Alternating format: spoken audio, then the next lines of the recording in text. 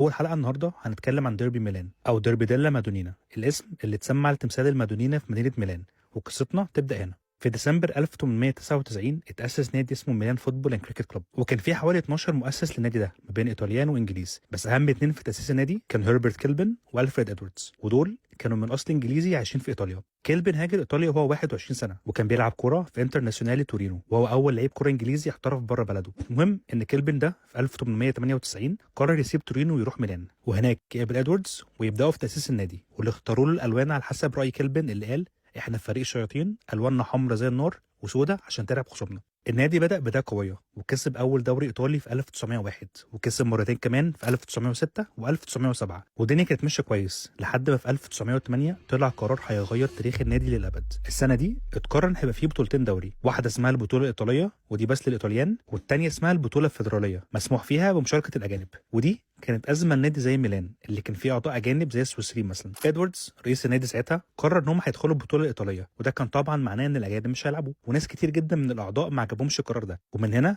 بدأت الخناقة والخلافات. وفي يوم 9 مارس 1908 اتعمل اجتماع حاسم ما بين الأعضاء، وانتهت إن النادي اتقسم اتنين، ناس فضلت مع ميلان بالاحمر والاسود، وناس سابت النادي واسست انترناشونالي ميلانو. ومن هنا جت كلمه انترناشونالي او انترناشونال بالانجليزي عشان تعكس فكره ان النادي كان مرحب بكل الجنسيات. وفي الليله اللي قرروا فيها ان هم هينفصلوا قالوا: الليله الجميله دي منحتنا الوان شعرنا الاسود والازرق وسط النجوم، وهنتسمى انترناشونالي عشان احنا اخوات من كل انحاء العالم. بعد انفصال الفرقتين بشهور حصل اول ديربي ما بينهم في سويسرا اللي خلص بنتيجه 2-1 لاي سي ميلان، وبعدها بسنه واحده بس ميلان يقرر يروح الدوري الفيدرالي مع الانتر، وفي الماتش اللي لعبوه هناك ميلان كسبت 3-2. وفي الموسم اللي بعده على طول الدوري اتغير نظامه تاني، وفكره خروج المغلوب اتلغت، وبقى دوري شبه اللي نعرفه دلوقتي بتسع فرق، وكل فريق بيلعب التاني مرتين، واللعيبه اللي مش ايطاليه بقى مسموح لها تشارك عادي. في اول نسخه من النظام الجديد ده انتر تكسب اول دوري ليها، بس محدش من فرقتين الميلان عرف يكسب الدوري تاني لحد بعد الحرب العالميه الاولى اللي كان تاثيرها عليهم كبير جدا. عندك مثلا فيرجيليو فوساتي كابتن انتر ميلان ومنتخب ايطاليا مات في الحرب دي، وبعد الحرب العالميه اي سي ميلان دخل في فتره صعبه جدا وما قدرش يكسب الدوري لاكتر من 30 سنه متواصله، بعكس الانتر اللي كان بيمر بفتره كويسه نسبيا وقدر يكسب الدوري اكتر من مره. بس الانتر كان بيواجه مشكله اكبر من البطولات،